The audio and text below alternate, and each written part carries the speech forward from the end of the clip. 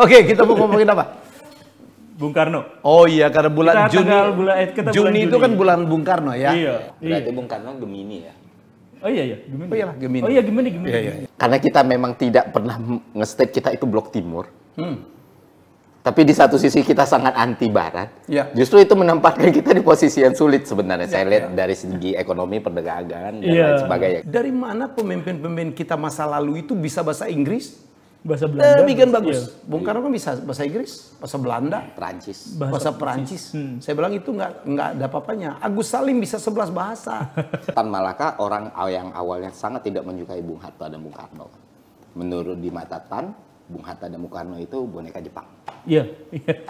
Dan ternyata emang ada satu hal yang tidak dipunyai oleh Hatta yang intelek ataupun Tan atau Syarif sekalipun, kemampuan Bung Karno untuk menyihir orang. Iya. Kita patut diduga apa Amerika berada di balik apa peristiwa G30S itu. Kita tidak menduga lah, kita meyakini itu. Iya, iya. Oh, Yang jadi pertanyaan dasar saya waktu SMA adalah siapa penguasa yang mengkudeta dirinya sendiri?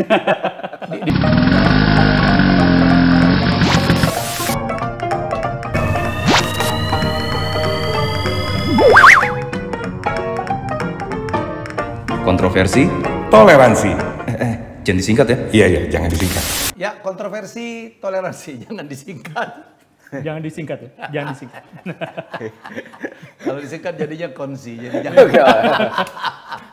Dengan, wah ini tamu, ini junior saya, adik kelas saya, tapi waduh, kecerdasannya melampaui saya. Enggak, jauh.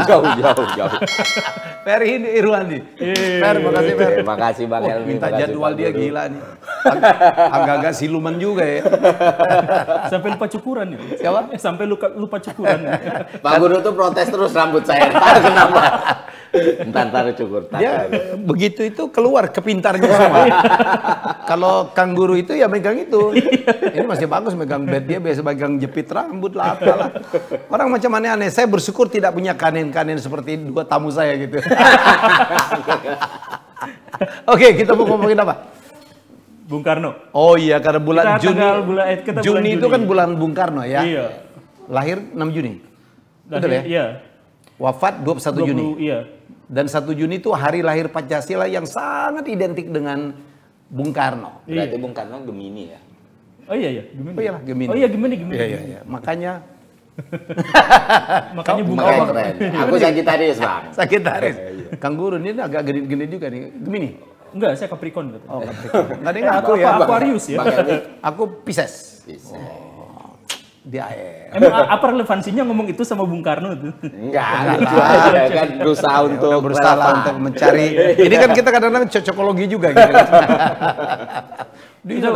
Kalau ketemu Bung Karno beneran itu kan marah-marah Bung Karno. Kenapa? Karena Bung Karno itu ingin segala sesuatu itu model rasa nasionalisme gitu, rasa lokal gitu.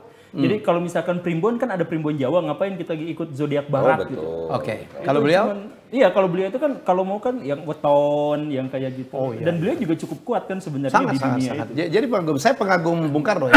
Dulu waktu saya SMA itu, saya tanda tangan Soekarno tuh, gitu kan dulu kita bisa ngisi suka album kenangan. Oh, iya. Wah, saya suka banget. Padahal saya nggak pernah ketemu, cuman baca apa buku-bukunya aja di bawah bendera revolusi. Wah, dahsyat. Ferry punya kenangan tentang Bung Karno.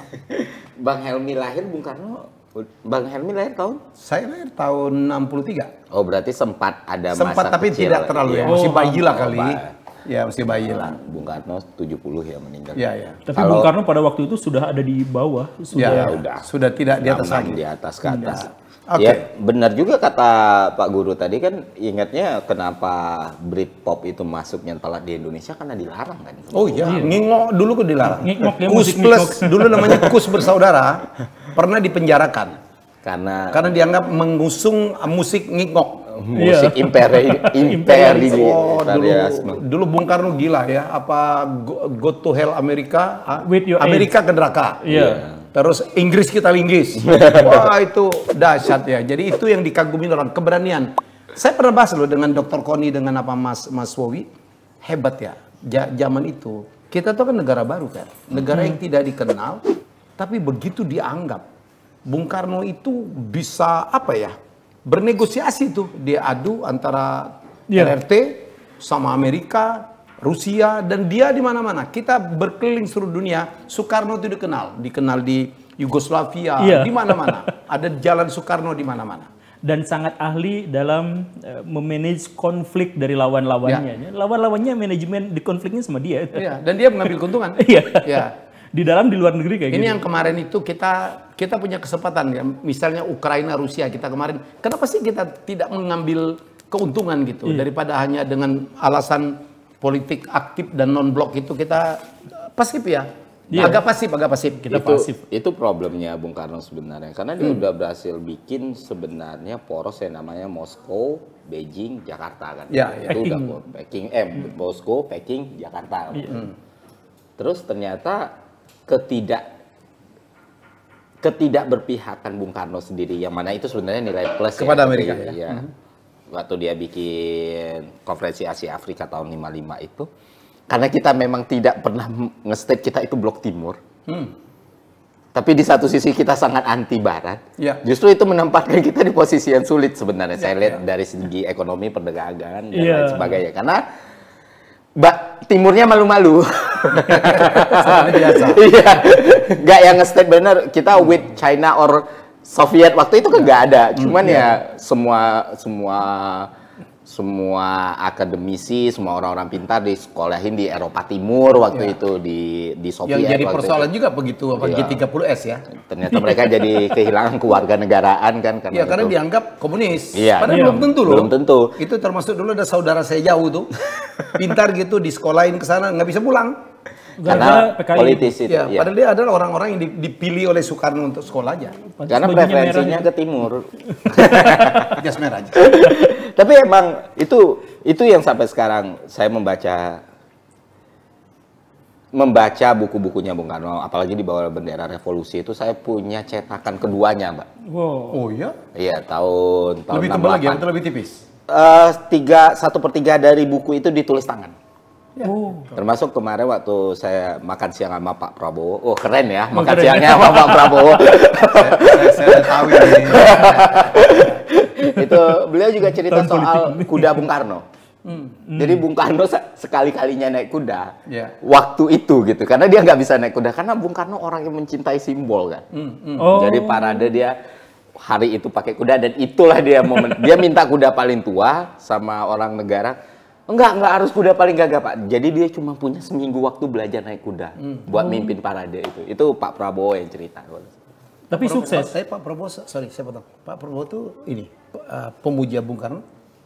Menghormati sekali, karena kan dia di makan siang itu bahkan bilang di bawah bendera revolusi itu untuk zaman itu salah satu buku yang dia baca dan reformis kan.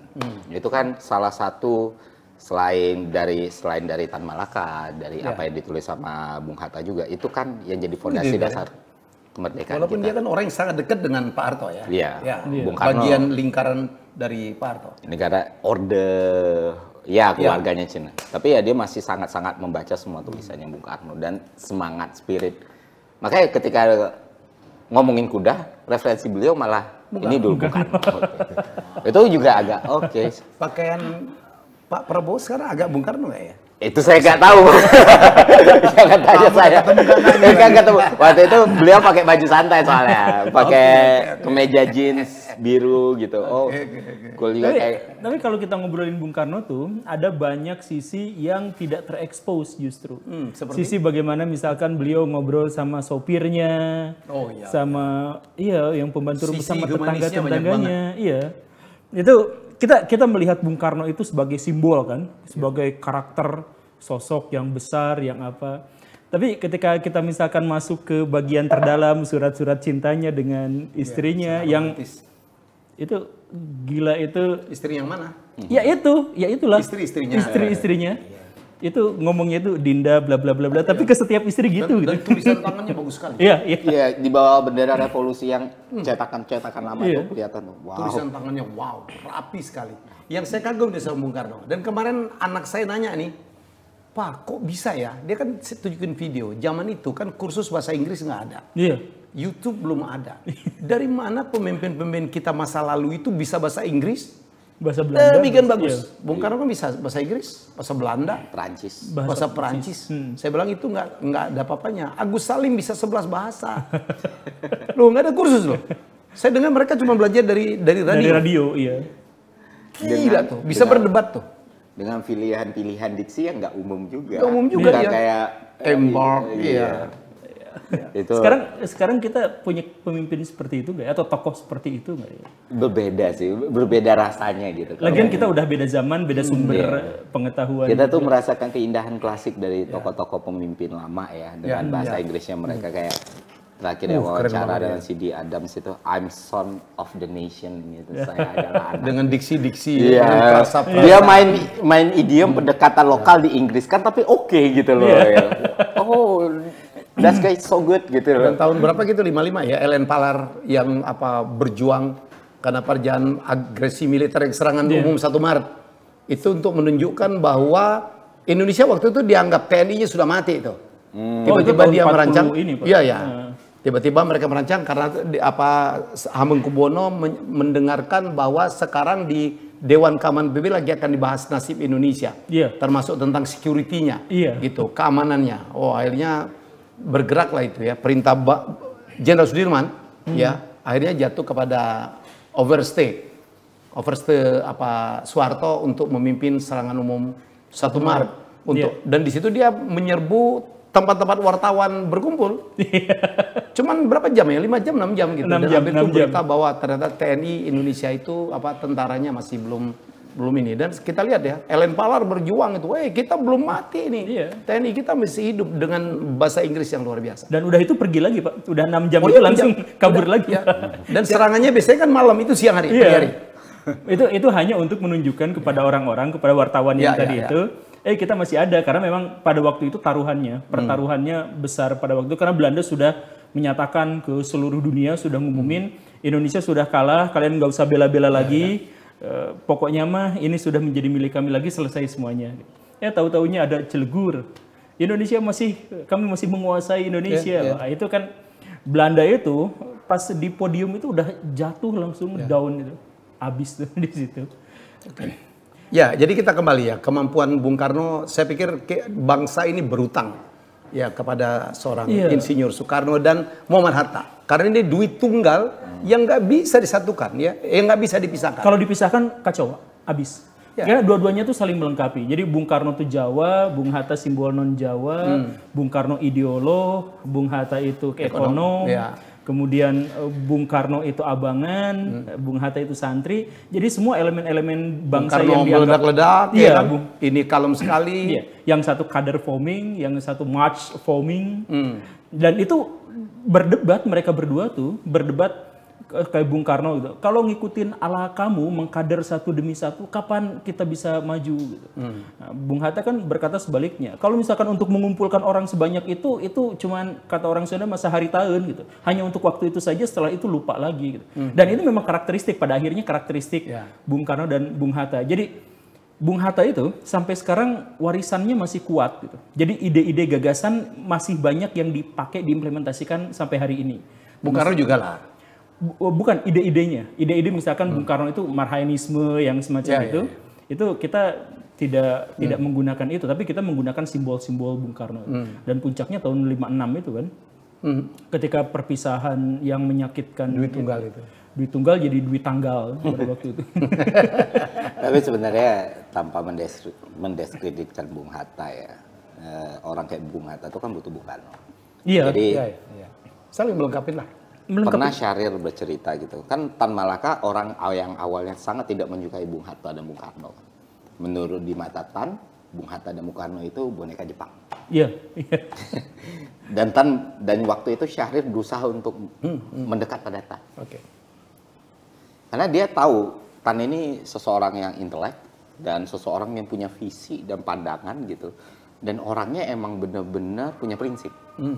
Didekatilah Tan. Tan, gabung yuk ke pemerintah gitu. Sama-sama orang Minang ini dulu. Jadi empat founding father itu. Tiga Minang, 1 Jawa. Satu istrinya Minang. Satu istrinya Minang. Bufat ya lah. Jadi kalau betul. ada yang ngomong orang Minang itu tidak nasionalis gitu. Salah. Cuma agak Marah Ferdi. Iya, Ini orang Sumatera semuanya berkomplot ngomong itu saya tidak sendiri. Nah, si Tan tuh ngomong, si Syahrir ngomong ngajak Tan masuk, Tan bilang saya mau jadi presiden gitu. Oh saya dukung nggak mau jadi presiden kalau 10% aja masyarakat di Jawa ini mengenal kamu lebih daripada Bung Karno. Oh iya. Dan ternyata emang ada satu hal yang tidak dipunyai oleh Hatta yang intelek ataupun Tan atau Syahrir sekalipun, kemampuan Bung Karno untuk menyihir orang. Iya. Dulu kakek saya cerita. Betul-betul orator. Ini yang ditakuti Belanda dari Bung Karno itu. Jadi kalau Bung Hatta intelek, Syahrir intelek. Nah, Bung Karno itu mempersatukan kalangan intelek tuh bisa, mempersatukan rakyat tuh bisa. Rakyat dengan intelek disatukannya juga dengan Bung Karno gitu. Jadi Bung Karno itu kan dari dulu di zaman tahun 20-an itu kerjaannya nyatu-nyatuin orang gitu. Bahkan ideologi yang bertentangan itu disatuin-satuin sama Bung Karno itu gitu. Jadi Islam sama komunis disatuin sama Bung Karno. Nah, itu juga yang mengawalin kejatuhan seorang Bung Karno ya. Iya. Yang kita patut diduga Amerika berada di balik peristiwa G30S itu. Kita tidak menduga lah, kita meyakini itu. Iya, iya. Menduga itu lebih aman sih bahasa. Kan sudah muncul juga kan ada dokumen CIA ya, komunikasi dari tentara Indonesia dengan di sana. Ada lapor dari ke CIA lah. Iya, soal keterlibatannya sampai sejauh mana kita perdebatkan, tapi apakah terlibat atau tidak mereka sudah mengakuinya. Karena patut juga karena Bung Karno kan Nasakom, komunis. Dia akan menjadi negara komunis terbesar di dunia setelah China, RRT, Soviet, dan Indonesia. Jadi ini sesuatu yang Amerika anti banget dengan komunisme. Dan Aidit itu di tahun segitu kan sangat-sangat kuat ya. Pengaruhnya dalam Bung Karno. Yang jadi pertanyaan dasar saya waktu SMA adalah, siapa penguasa yang mengkudeta dirinya sendiri? Di mana jadi? Di 65 itu kan PKI itu partai mayoritas parlemen, Bang. Iya. Dan PKI kan kudeta nih. Kenapa dia mengkudeta dirinya sendiri? Enggak. Saya pikir bukan mengkudeta dirinya sendiri, karena ada mulai pergerakan dari tentara tidak setuju. Iya. Tidak setuju, dan di backup oleh Amerika. Enggak, itu kejar-kejaran sebenarnya. Itu semuanya kejar tayang pada waktu itu. Kejar tayang. Jadi semuanya sinetron aja. Iya, semua tuh perimbangan kekuatannya itu sama. Sampai Bung Karno pingsan waktu pesta. Di sebuah pesta pingsan, kemudian berita-berita menyatakan Bung Karno kita nggak tahu kapan dia meninggal. Ini panik. TNI dan PKI sama-sama panik. Kalau Bung Karno meninggal, siapa pengimbangnya? PKI jumlahnya banyak, tapi nggak punya senjata, habis lawan tentara. Tentara juga panik. PKI selama ini sudah masuk ke elemen-elemen tentara dan kita nggak bisa mendeteksinya. Kalau misalkan Bung Karno meninggal, kita nggak tahu nasib TNI kayak gimana. Nah, rasa panik inilah yang masing-masing komplotan itu langsung bikin konspirasi-konspirasi di belakang yang sampai detik ini nggak ada sejarawan yang berani memastikan konspirasi mana yang sesungguhnya benar, cerita mana yang benar. Yang jelas waktu itu setelah peristiwa 65 itu kan mahasiswa demo ya kan, kemudian ada yang ditembak, Arif Rahman kalau nggak salah ya, yang ditembak oleh Cakrabirawa. Ya, dan itu menimbulkan pergolakan di istana, desakan-desakan agar PKI bubar dan Bung Karno turun. Itulah yang mendasarin Super Semar gitu. Walaupun dia misteri juga. Saya dengar terakhir dari Andri bahwa dokumen asli Super Semar itu tidak pernah ditemukan. Tidak pernah ditemukan. Betul.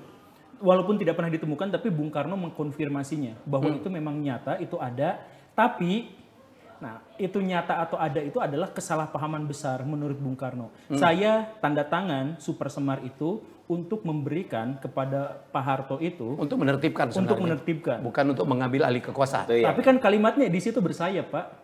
Kalimat di Super Semar itu apa sih? Kalimatnya itu adalah menyerahkan saya lupa lagi. Pokoknya dipersilahkan untuk mengambil tindakan-tindakan. Nah, tindakan untuk mengambil dalam tindakan keselamatan dan keamanan negara. Saya dengar juga Bung Karno dia kaget ya. Ternyata dia mengeluarkan perintah pembubaran PKI dan memecat 15 menteri PKI di kabinet. Dan itu keluar kok di wawancaranya si Adam 66 kan dia juga udah jelasin soal Super Semar itu kan. Masalahnya kenapa balik lagi kayak kata Pak Guru tadi, apa yang terjadi tahun 65 itu udah distorsi sejarah habis-habisan. Dan kita nggak bisa back to the time untuk melihat karena Adinda sejarah selalu ditulis oleh pemenang. Nah itu dia, Pak. Dan ketika kita melihat dari sudut pandang orang yang kalah, maka level tertinggi yang bisa kita tembus hanyalah konspirasi. Oke. It's not the truth. Gitu. Balik ke Bung Karno, karena kita merayakan bulan Bung Karno. Menurut saya secara pribadi, saya ya mewakili banyak orang juga mengucapkan terima kasih. Tanpa Bung Karno Hatta mungkin kita mungkin tidak merdekanya di tanggal itu mungkin. Atau mungkin tidak merdeka dengan bentuk seperti ini. Seperti ini. Ya perjuangannya. Ini kan manusia delivery ya. Jadi mungkin konten bisa aja dari Syahrir, dari Muhammad Yamin, dari Muhammad Hatta. Tapi penyampai yang baik itu kan apa? Lidah rakyat apa? Penyambung lidah rakyat. Wah, dia pidato di PBB. Tapi kalau nggak ada Bung Karno itu beneran bentuk negara Indonesia nggak kayak gini. Belum tentu. Di sidang BPUPKI itu kan tokoh terkuat setelah Bung Karno itu ya Bung Hatta. Bung Hatta itu pengennya bentuknya nggak kayak gini. Oh iya? Federal. Bukan hanya federasi, tapi wilayah cakupannya kita beda. Nggak sampai ke Indonesia Timur. Nggak sampai masuk ke Indonesia Timur, Papua. tapi minta Malaysia. Jadi Malaysia itu gabung sama kita. Jadi wawasan, tapi memang pada waktu itu di rapat BPUPKI suaranya paling sedikit. Tetapi maksud saya adalah Bung Karno lah sosok yang ingin selalu mempersatukan, ingin bahkan Pan Indonesiana itu sempat terbentuk pas di zaman Bung Karno itu, yang nanti ditelurkan oleh seorang perwira namanya John Rahasia.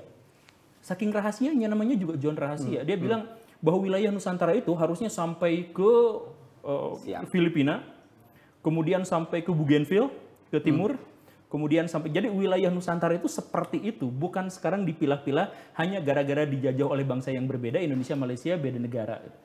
Karena kan kesepakatan internasional mengatakan pendirian negara kan berdasarkan salah satunya. Iya. Cuman kan gini Pak Guru. Yang saya tahu dari sejarah itu adalah Bung Hatta itu kan tipikal orang yang sangat realistis. Betul. Dia sangat bapak realistis. koperasi, dia sangat jujur. Sangat jujur. Jadi kayak ada di satu buku diceritakan bahwa Pak Harto itu bisa bicara dengan rakyat kecil tapi susah untuk berbicara dengan para intelektual, para borjuis dan segala macam. Bung Hatta, dia bukan orang yang bisa down to earth untuk bicara sama petani, pedagang, tapi dia sangat tahu cara bicara dengan para intelek. Bung Karno, gabungan keduanya.